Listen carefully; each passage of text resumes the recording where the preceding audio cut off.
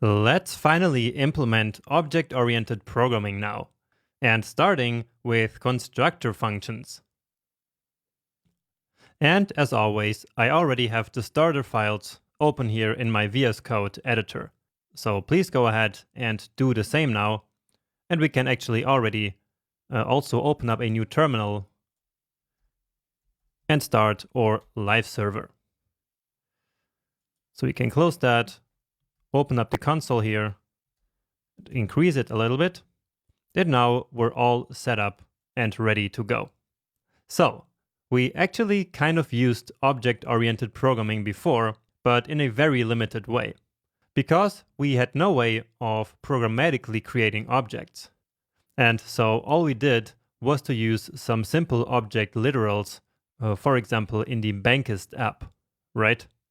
But now that all changes with constructor functions. So we can use constructor functions to build an object using a function.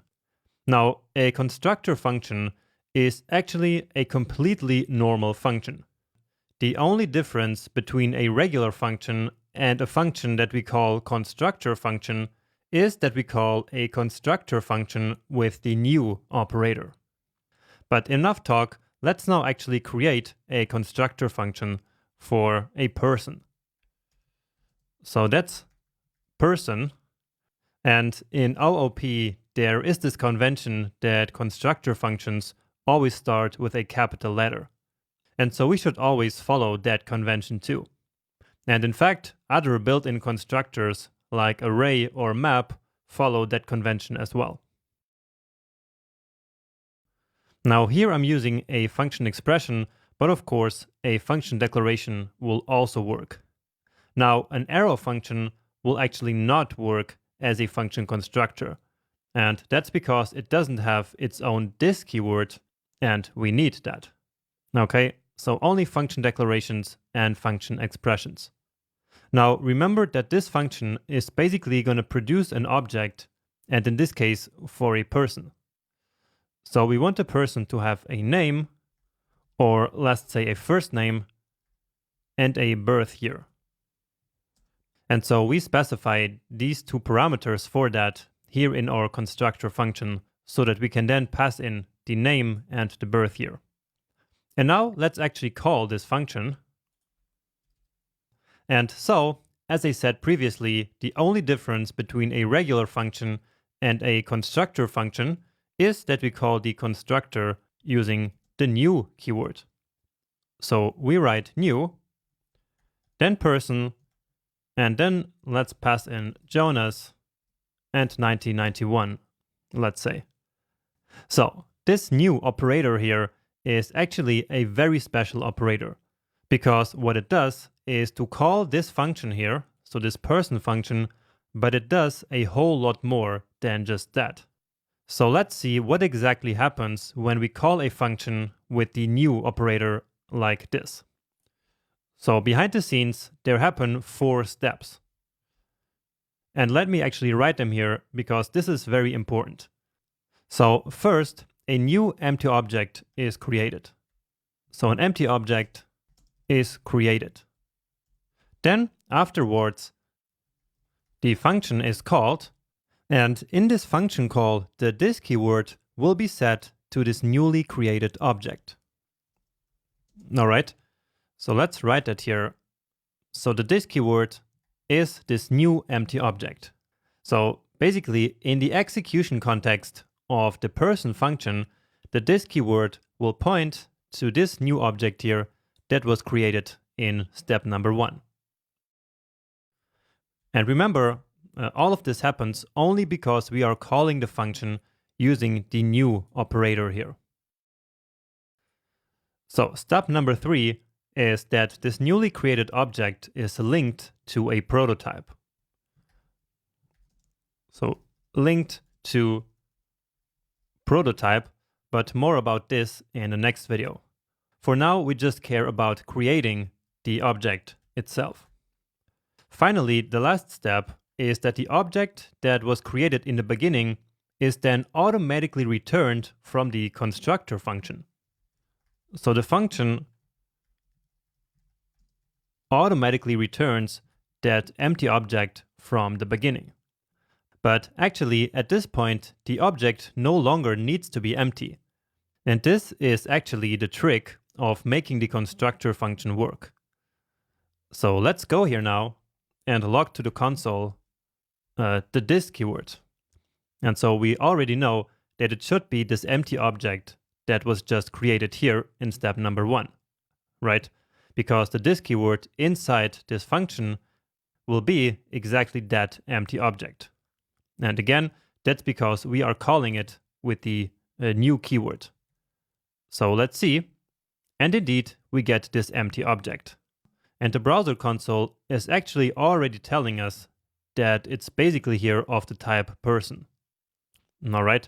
And so this is just the name of the constructor function. All right.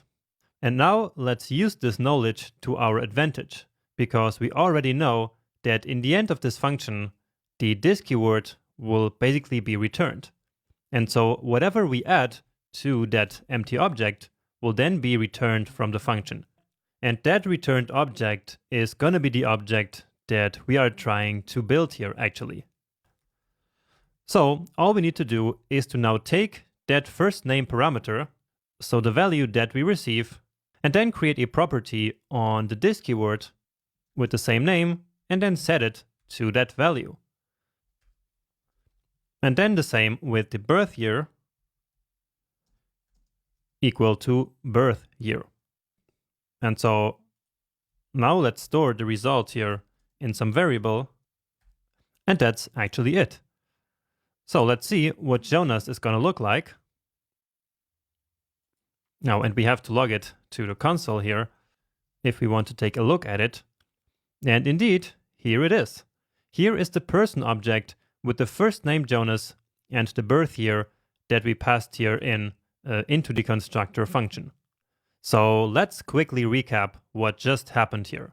So again, we're calling this constructor function with the new keyword or the new operator.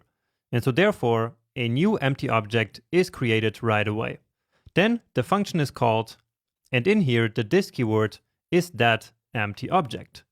And then in the function, we start to set properties to that object. And we give them the exact same name as the parameters that we're passing in here. And of course, they could have any other name, so it doesn't have to be the same name as our arguments. So it doesn't have to be the same name as our parameters, but this is kind of a convention. So if we pass in first name, then we should also create a property called first name. So then here, by the end of the function, or this keyword now has these two new properties. And then here in step number 4, that object that was created in the beginning is then automatically returned from the function. And so at this point, that is the object with these two properties. And so that's going to be the result of this function call. And so it will then be stored in Jonas. And then that's what we get here. Great. So I hope that made sense. And so now, of course, we can use this constructor function to create as many different objects as we want. So let's say we want to create Matilda, new person, Matilda, and then let's say 2017. And let's just do another one. Why not? Let's call it Jack, new person, just so you see that we can create as many objects now based on this constructor function.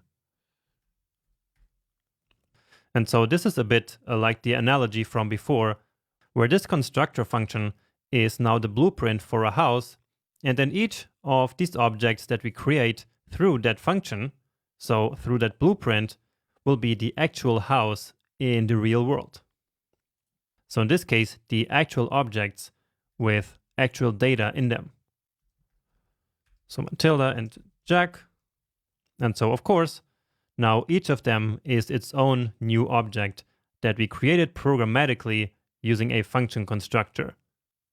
Now remember from one of the previous lectures that in classical object-oriented programming, an object created from a class is called an instance, right?